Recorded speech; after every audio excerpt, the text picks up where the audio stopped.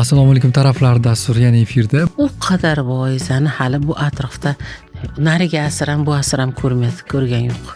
Nima uchun biz ko'proq buni eshitmadik? Nima uchun ko'proq bu ayolning gaplari yo'q, so'zlari yo'q dedi. Bu ayol bilan siz juda ham yaqin bo'lgansiz. Husna Sodiqovadan, Halima Xudoyberdi, Rauf Parfidan mana ishda deylik, zabardast buyuk shoirlardan qanday foydalandik va qanday kuzatdik. Farida opa, mana bu mavzuda ham ko'proq ijod qiling degan takliflar ham tushadimi yoki bu og'ir botadimi ijodkor uchun? Ko'p bo'ladi, og'ir botadi. To'g'ri aytdingiz.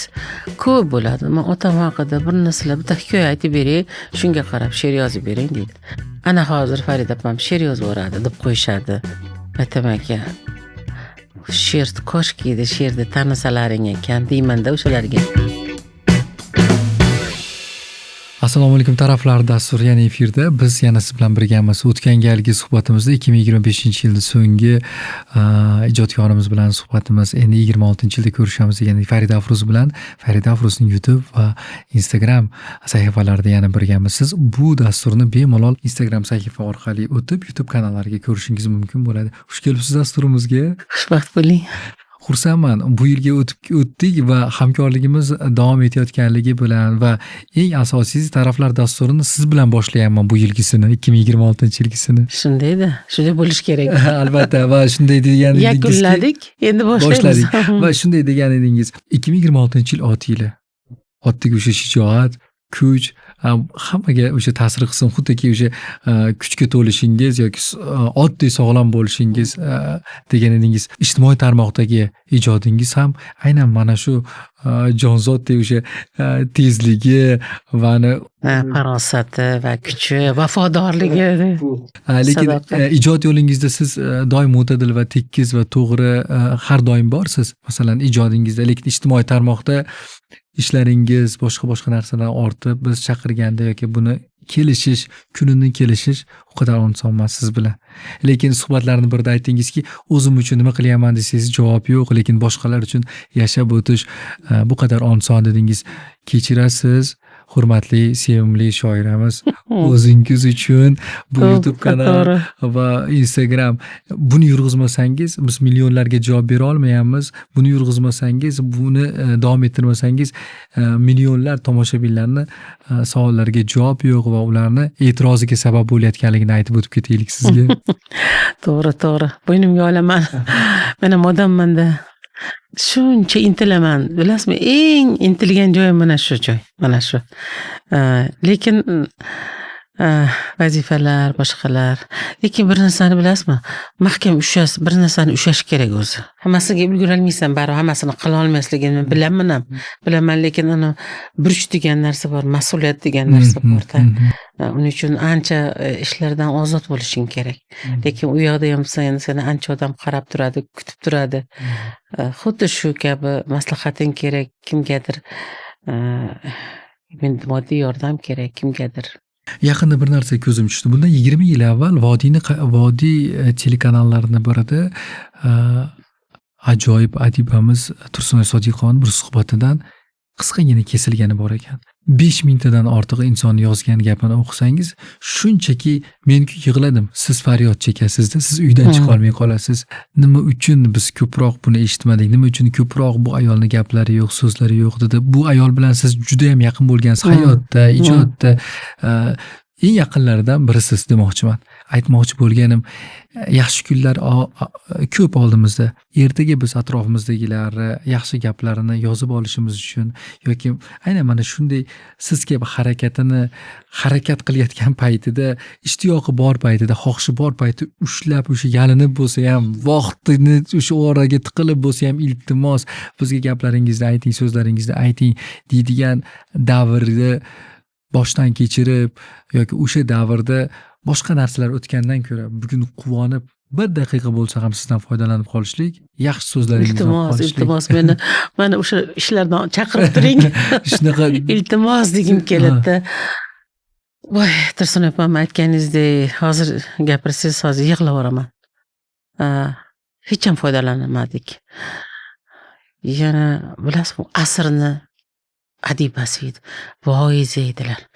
U qadar voizani hali bu atrofda nariga asr ham bu asr ham ko'rgan yo'q. Hali shuncha vaqt yashay turgan bo'lsak, ko'radimi, ko'rmaydimi bilmayman. Lekin bu qadar bilib topib chiroyli oratorlik bilan hammaga tushuntirish. Masalan, ma'naviyat markazi bor, mana ma'naviyat ma'rifat markazlari bor.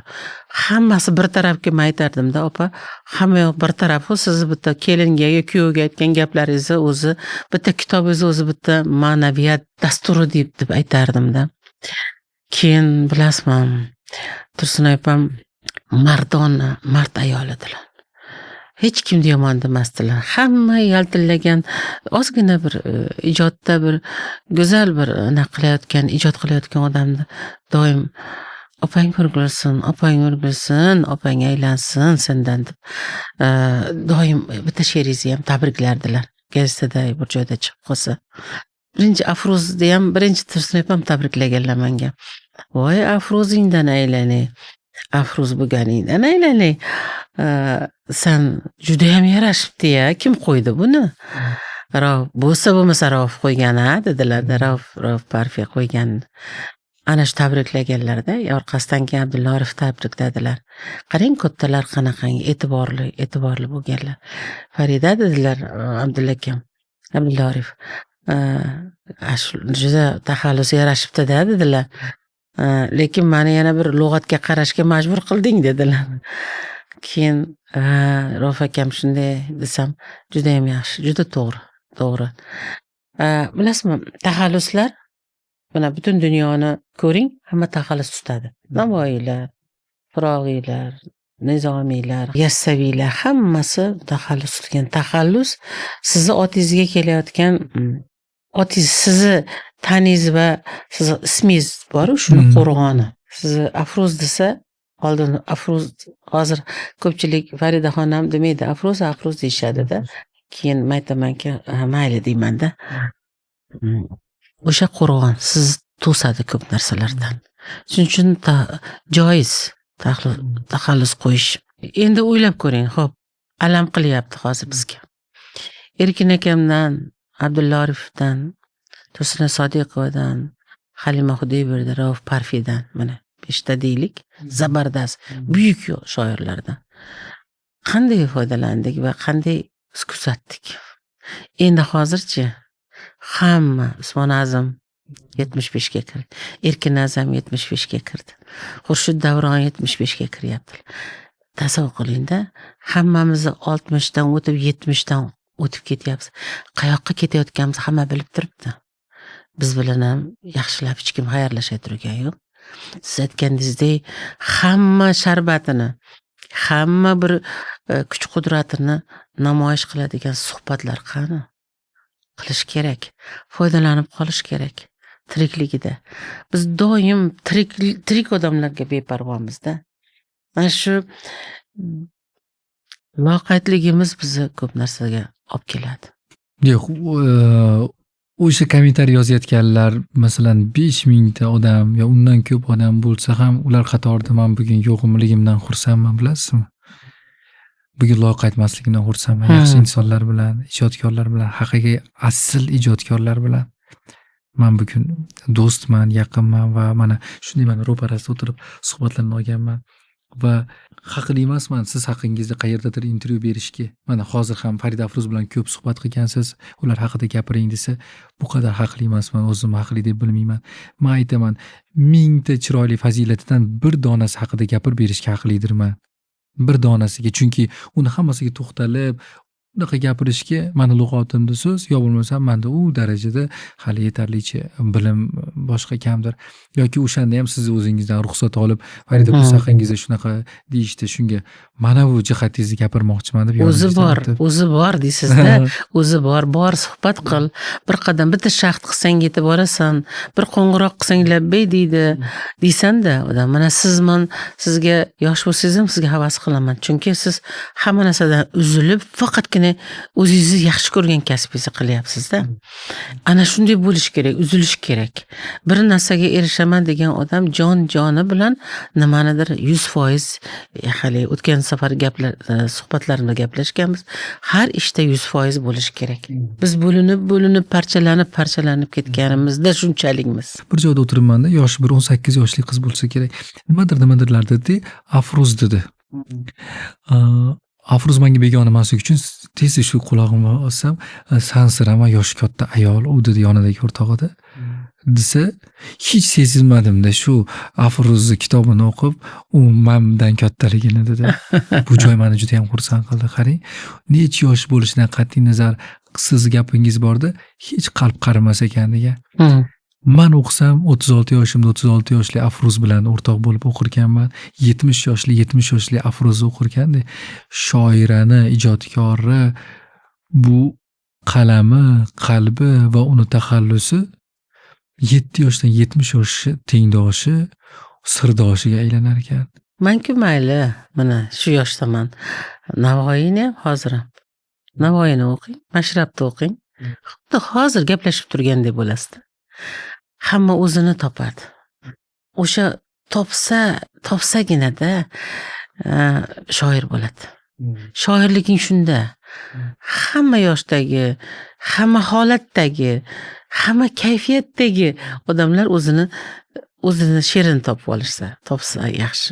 Men ba'zida juda ham she'rlaringizni yaxshi ko'raman, deb yo'llarda nima qilib qolishadi-da. Qaysi she'rimni yod bilaman dedi. Qaysi she'rimi desa, aytadi. Falon she'ringizni desa, aytib, o'shandan bilamanki, u hozir nima holatdaligini, qalbida, fikrida nima bor hozir. Unga nega bu she'rim ta'sir qildi? Demak, u ayriliqda ichida turibdi. Demak, u xursand, demak, u vatanga sog'ingan vatanini. Men shunga o'xshaganman, darrov haligi fol desa bo'lmaydi, darrov anglab olaman-da. Siz shundaymisiz? Shunday holatda ekansiz, desam, ha, shundayman-da deydi. Hamma o'zining keragini topadi. Keragini topsin va biz ham keragini topaylik. Biz she'r eshitaylik sizdan. Bo'ldi. Men ota haqida bir she'r o'qib bermoqchiman. Ota dunyoning ustuni, oilaning chirog'i, qo'rg'oni deymiz-ku, lekin qiz bola uchun ota boshqa narsa. Qiz bola otani boshqacha yaxshi ko'radi. Va turmushga chiqqanda ham otasiga o'xshagan odamni izlaydi. Agar otasidek fe'l bo'lmasa, taqqoslasa otasi bilan taqqoslaydi eri bilan turmush o'rtog'ini. Mening otam bunday qilardilar, meni akam bunday qilardilar deb uydagi erkaklarini taqqoslaydi-da va u boshqa otani bolasi ekanligini unutadi. Bir ko'p xato qiladi. Bir umr otasini sog'inib yashaydi. Men ham sog'inib, ancha vafot etganlardan keyin, anchadan keyin o'sha otam tug'ilgan qishloqqa bordim. Va borib bir katta bir maraka qildimda, qani otam ko'rganlar qancha qoldi ekan, bormikin dedim, chaqirdim. Ishonsangiz ko'p ekan. 15-20-30 ta odam kelsa bo'ladimi? Hammasini ko'ryapman, otam tirilib kelayotgandek bo'ldi. Endi unga ham ancha yillar bo'ldi. Otam o'tganlarda 20 yildan keyin shunday nima qildimda. Birov meni uylagan edilar, menga uy bergan edilar, birov u deydi, birov bu deydi. Xullas yordam berganlar, hammasi 70-80 ga borgan odamlar. Va o'sha yerda bir she'r dunyoga kelgan edi, shuni o'qiyman. Assalom, ota yurt, mushtipar qishloq. Har zarrasi xotira, to'tiyo tuproq. Jonimga qadalar bir jur'at so'roq, ko'rsat menga otamni ko'rganni ko'ray. Otam ekkan tutlar, qayrag'och keldim, enamning ayvoni qaldirg'och keldim. Ay, yurtda kim qoldi? Yalavoch keldim. Ko'rsat menga otamni ko'rganni ko'ray. Qara, paxsa devor, qo'rg'onlar omon.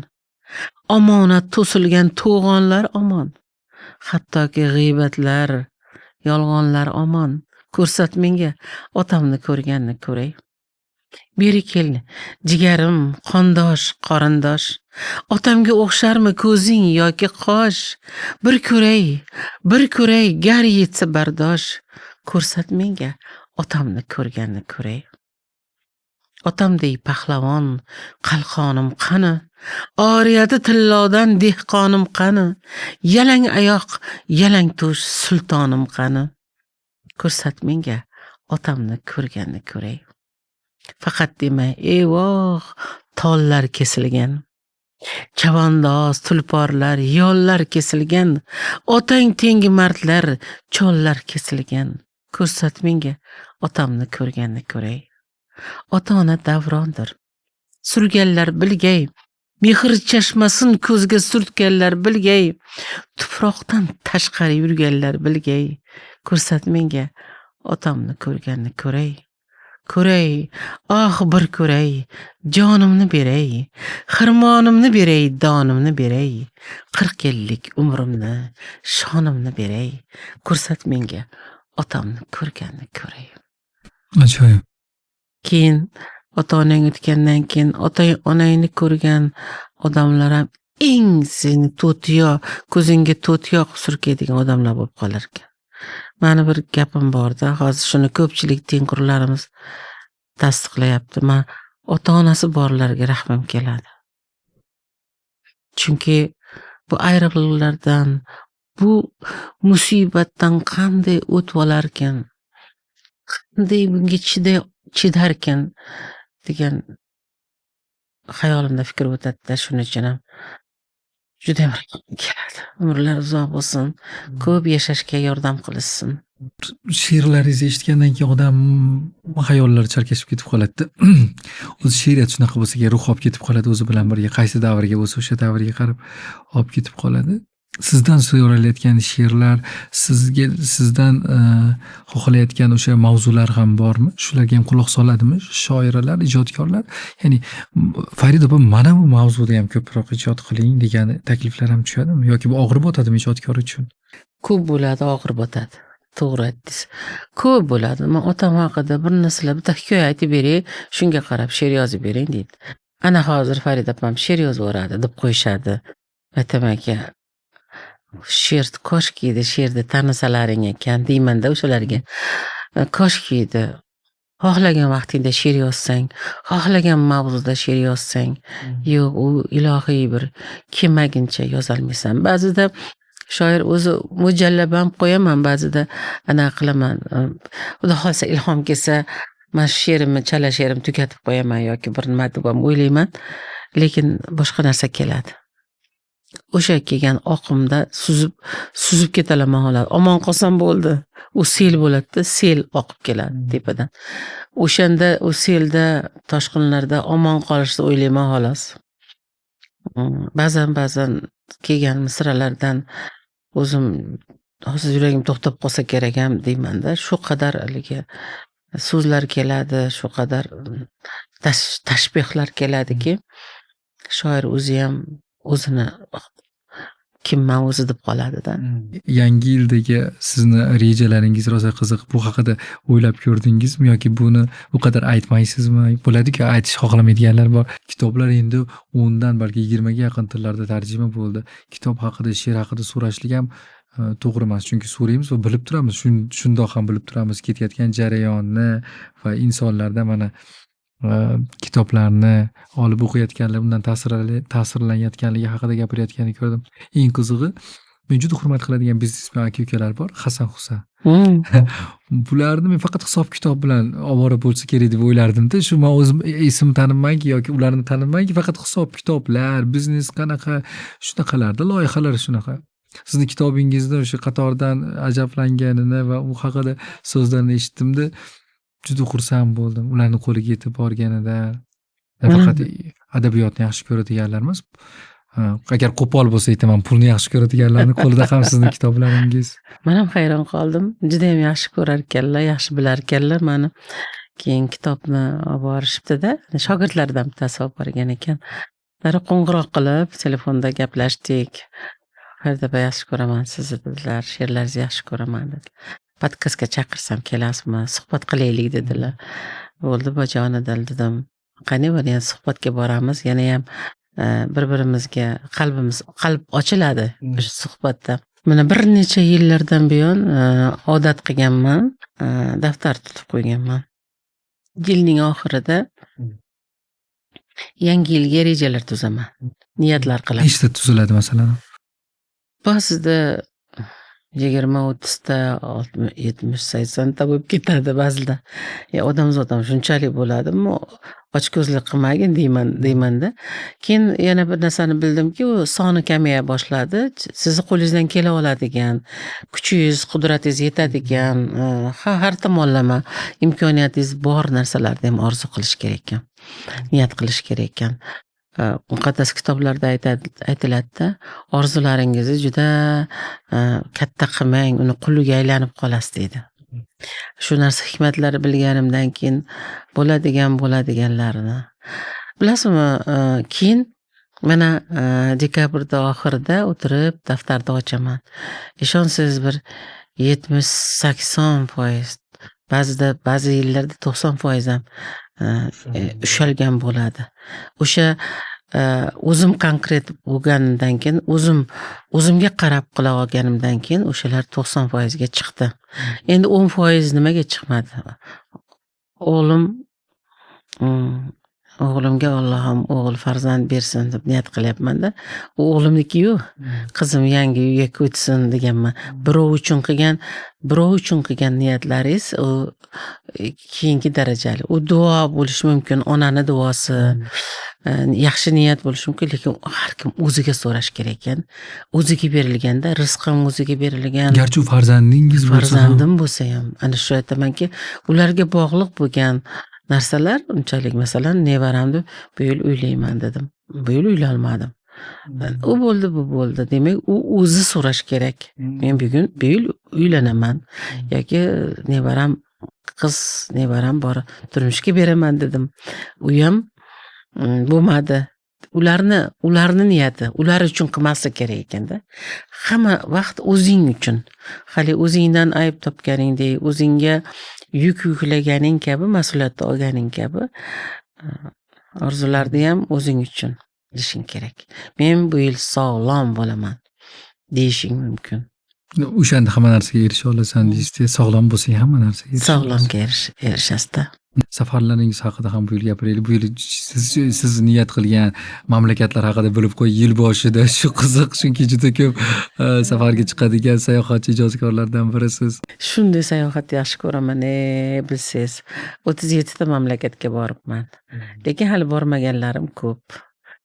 Iloji boricha ba'zi mamlakatga 7-8 marta, masalan, Antaliyaga, Turkiyaga 9-10 marta, Dubayga 5-6 marta, Turkiya, Gruziyaga 7-8 marta borganmiz. Endi undan tashqari yangi joylarga borgim keladi. Nimaga? Bilasizmi? Odam iqlimi ham boshqa, taomlari boshqa, tutumlari boshqa, tili boshqa bo'lsagina siz yangilanasiz. Men aytaman, Qashqadaryoga borsiz yoki Xorazmga borsiz, juda ko'p ham o'zgarmaysiz. Chunki o'zingizga o'xshagan odamlarda hamma narsasi yangi bo'lishi kerak. Boshqa bo'lishi, begona bo'lishi kerak. Begona bo'lishi kerak. Siz uni tomosha qilasiz, fikringiz o'sadi. Tafovutni bilasiz, yurt qadriga yetasiz. Shu oyning oxirrog'iga, Xudo xolasa, shu Qatarga bormoqchi bo'lib turibmiz, oilam bilan birga. Siz bo'lganingiz, Qatarga borganim yo'q. Omonda bo'ldim. O'sha Saudiya Arabistonda bo'ldim. Dubayda bo'lganman. Boshqa mamlakatlarda bo'ldim, shu Qatarda bo'lganim yo'q edi. Shuning uchun ham sizda e'tiboringizni tortadigan narsa kimdir maqtashi bilan ham bog'liq bo'ladimi? Mana bu joyga boring, mana bunaqa yaxshi ekan degan gapga qarab ham mamlakat tanlaysizmi? ta'siri bo'ladi albatta, kimdir aytsa, lekin men ko'p ham uni har kimga har xilda u. Hammani nimasi har xilda. Men o'sha ko'proq bormagan mamlakatlarimga, qishda issiq mamlakatlarga, yozda sovuq mamlakatlarga borgim keladi. Yozda agar nasib qilsa Norvegiya, o'sha Shimoliy Yevropa, Finlandiya, Daniya, Shvetsiya, Norvegiyalarga borgim keladi. Ular sovuq, yozda sovuq, salqin bo'ladi. Lekin u mamlakatlar ko'rganim yo'q. Safarga ketayotganingizda shu nimadir qoralashim mumkin bo'ladi deb ham qalam, qog'oz olib olinadimi? Ijodkor. Endi ba'zi joyda mana Italiyaga borganimda ishonsiz samolyotdan kelguncha shu samolyotim qo'nmasa dedimda, chunki ilhom ketib qolardi. O'tirgan joyda o'sha samolyotda shu qadar haligi Kolizey haqida, Vatikan haqida, o'sha pizzalar haqida shunaqa she'rlar yozdim. O'sha kemada borgan edik. Endi bo'ladi, o'z-o'zidan ta'sir qiladi. Yoningizda olasiz, ya'niki. Yonimda bo'ladi, albatta bo'ladi. Keyin hozir telefonku, ko'proq telefonga qilaman, diktafon qilib yozib ham qo'yaman. Shunaqa Ovoz orqali. ovoz orqali yozaman. Lekin baribir qo'lingda yozganga yetmaydi-da. Qo'lingda yozsangina nima bizni ustozlar hammasi aytgan, Billaqahor, Asqat Muxtorlar yozib ketishgan. Bolalarim qo'lingda yoz. Bu qo'lingda yozgan siyohning nimasi? Bu yo'l, bu sening yo'ling degan. Chiziqlar bular sening yo'ling. Yo'ling uzun bo'ladi deganlarda. Qancha yozsang shuncha. Qancha yozsang shuncha yaxshi. Qo'lda yozaman, ko'proq qo'lda yozing. Chunki ko'rib turasan-da xatosini ham, kamchiligini ham. Chunki har doim o'ylanardim-da, yo'lga ketayotgan paytda Farid opa nima olib ketar ekan o'zi bilan birga, ya'ni ruchka qalam yoki qaysidir kitobini olib ketadimi, nima olib ketar ekan? Chunki shoirasiz-ku, qayerda bo'lishingizdan qat'iy nazar, qancha ko'p odam ichida bo'lishingizdan qat'iy nazar, baribir o'zingiz alohida bo'lib qoladi-da, aylanib. O'sha anchadan beri niyat qilib yurgan, o'qiy olmay turgan yoki boshlab qo'yganman, tugatolmay turgan kitoblarimni olib ketaman-da. Hamma og'ir qilib nima qilasiz kitob deydi. Yo, men bilan o'qib tugatishim kerak deyman-da. O'sha yo'l yo'lakay o'qiyman, tugatib, maza qilib olib ketaman. Ko'proq kitob olib ketaman. Hozir yoningizdagi kitobchada o'sha safarda yozilgan she'rlar bormi? Bor. Ozarbayjonga borganimizda o'sha yerda bir she'r paydo bo'ldi. Kuz vaqti edi, juda ham chiroyli vaqt edi. Sal betob bo'lib qoldim-da, keyin bir shunaqa bo'ladi-da. Keyin bu she'rni yozimda, soppa-sog' bo'lib qoldim. Ko'pincha shunday bo'ladi. Istimalab qanaqadir 3-4 kun kasal bo'lib, hatto yo'talib ham-da. Bir oylab yo'talaman, bitta she'r yozaman, to'xtaydi. Hayron qolaman o'zimga ham o'zim. Ey jonim og'ridi-da biroz. Ey jon, kuzgi yaproqlarga qirovlar qo'ndi. Xirmonlar o'rnida armonlar to'ndi. Ketsa, kelmaslarning bu dunyosida o'zingni qiynama, endi dili ko'ndi. Ey jonim ey jon. Ey jon, qushlar uchib ketdi issiq tomonga. Qaytmog'i dushvordir, gumondir bizning xazonga. Ketsa kelmaslarning bu dunyosida ko'nishga mahkummiz yaxshi yomonga. Ey jonim ey jon. Ey jon, subhi sabohlarning ranglari so'lg'in, tunlar tilsimotdir sirlari tugun. Ketsa kelmaslarning bu dunyosida bugun ko'nglim butun, negadir butun. Ey jonim ey jon. Ey jon, bugun oshib o'tdim g'amlar tog'idan. Zog'lar uchib ketdi ko'nglim bog'idan. Ketsa kelmaslarning bu dunyosida bas endi qutuldim nafs o'rog'idan. Ey jonim ey jon. Ey jon, sahro chechaklari qovjirab kuldi. Oy pinhona ketdi, ketsa-da to'ldi. Ketsa, kelmaslarning bu dunyosida sen nogahon tashlab ketmasang bo'ldi. Ey jonim ey jon. Siz gapingizni eshitib kasallikni ham erkalatsa bo'lar ekan degan narsa tug'ildi, xuddaki o'sha kasallikni, o'sha bemorlikni erkalatgandek bo'ldingizda. Men sizga bir savol bermoqchiman-da. bemorlikka ham, xastalikka ham, hatto dushmanga ham ijodkor sevgi bilan murojaat qiladida, mehr bilan murojaat qiladida. Lekin mana ijtimoiy tarmoqqa qayta-qayta kelaveraman. Chunki ijtimoiy tarmoqda chiqarilayotgan kontentlar sevgi yo'qligini, muhabbat yo'qligini, do'st yo'qligini, haqiqiy bir birodar yoki oshno yo'qligini hamma mana siz aytayotgan, siz kabi ijodkorlar aytayotgan va bu kungacha aytib kelinayotgan adabiyotdagi barcha yaxshi narsalarni rad etish bugun urf bo'ldi. Qaysi yosh bir kontentni ko'rasiz, do'st yo'qligini aytadi, sevgi yo'qligini aytadi. Buncha kitoblar nima uchun agar bular yo'q bo'lsa, nima uchun bu nomlar chiqdi? Sevgi deb tuyg'ularga nom berildi. Do'st deb nom berildi istaklarga. Bir ijodkor sifatida, ustoz ijodkor sifatida bu nimani oqibati bugungi sizni ham ko'zingiz tushar balki. Tushadi. Yoshlarimizda ayniqsa nafrat ko'p, g'iybat ko'p. Maydalashish ko'p, ikir-chikirlar ko'p. O'sha kitobsizlikdan, avval ham gaplashganmiz. Kitobsizlikdan, o'qisa ham o'qimaslikdan. O'qish boshqa narsada, o'qish boshqa, o'qish boshqa narsa. Va o'qib o'zingga singdirish boshqa narsada. Yoshlarda, lekin muhabbat hamma vaqt bo'lgan va bo'ladi. Dunyoni qutqarsa faqat muhabbat qutqaradi. Mehr qutqaradi xolos. Boshqa hammasi safsata. Hammasi shuni atrofida aylanadigan. Mehrsizlikni, muhabbatsizlikni, ishqsizlikni atrofida aylanib turgan narsalar, gaplar. Agar kimni bilingki yuragida muhabbati bor, u juda ham oliy janob bo'lib qoladi. U boshqa hech narsani ko'rmaydi. Sevgilisi va o'zini muhabbatidan boshqa narsani ko'rmaydi. Hatto shu sevgilisidagi kamchiliklari yoki biror bir nuqsni ko'rmaydi. Bir marta sevib ko'rish kerak. Sevgi yo'q deganlar bular yashamayapti.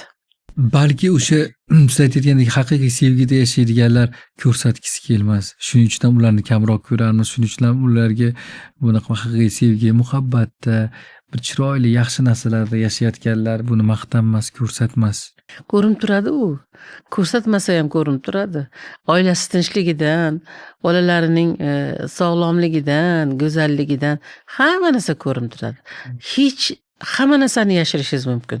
Baxtni yashira olmaysiz, ko'zingiz yonib turadi. Sevgini yashira olmaysiz. Ko'zingizdan turmishingizdan, o'sha birovga shunday yorug'ingiz bilan qarashingizdan dar bilinadi. Uni faqat ko'ra olish ham kerak-da, e'tibor. Baxtsiz odamga dunyo qorong'i. Qorong'i joyda nimani ko'rasiz? Ko'ra olmaysiz.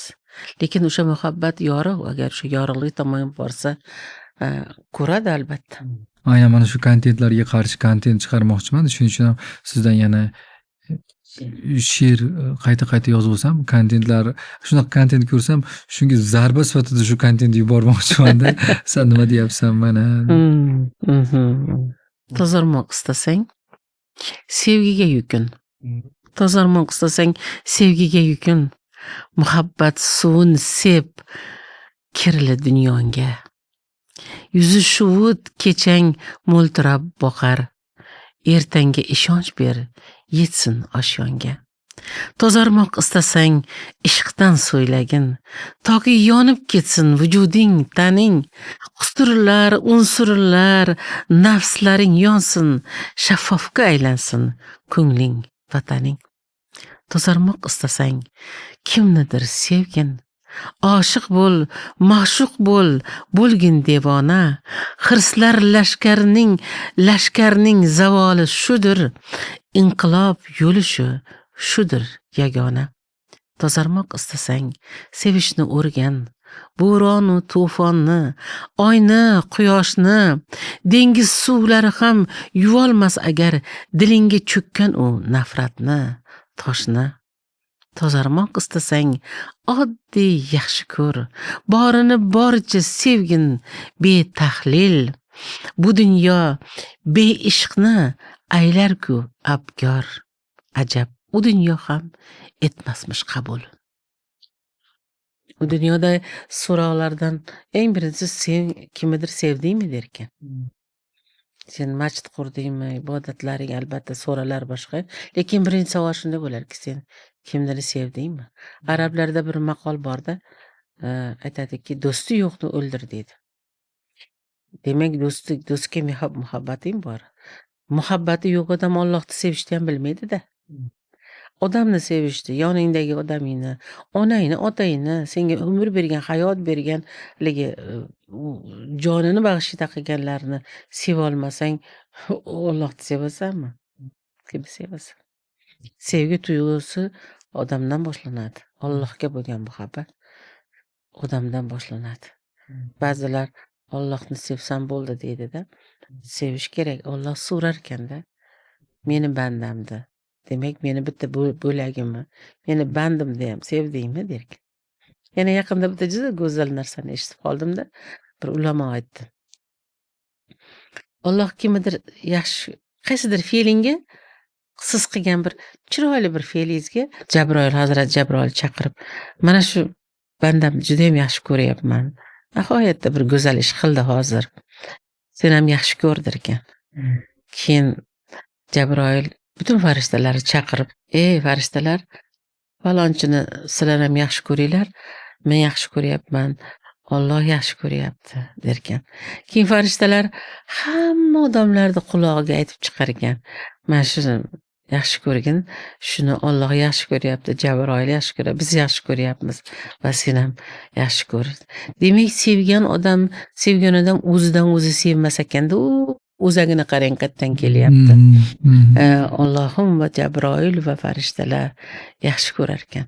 Shuning uchun hamma sizga, "Voy, siz juda ham yaxshi ko'raman" desa, rahmat deyish kerak. Rahmat. Yo'q, chiroyli bo'lib ketibsiz desa, "Yo'q, deydi-da odamlar. Aytaman, yo'q deb qabul qilmaydi-da, o'sha muhabbatni qabul qilmaydi. Qabul qilish kerak. Insonlar o'zida ham o'shanga loyiqligi ham yo'q-da. Kamtarlik, o'zicha kamtarlik bo'ladi, lekin yo'q, qabul qilish kerak. Sizni duolarda qanday duo-ku u.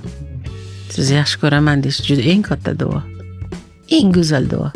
Bizni hamma yaxshi ko'rsin va biz sizni yaxshi ko'ramiz. Dasturimizga xush kelibsiz. Dasturimiz yaxshi ko'rish va go'zal duo bilan yakunladingiz. Ijtimoiy tarmoqlarda bu galgi she'rlaringiz va aynan mana shu so'zlaringizni biz kesib, chiroyli joylari va muhabbatni borligini tasdig'i va isbot sifatida sizni fikrlaringizni qo'yish bizga nasib qilsin va uni izohlarda o'qib biz mazza qilaylik. Rahmat. Sog' bo'linglar.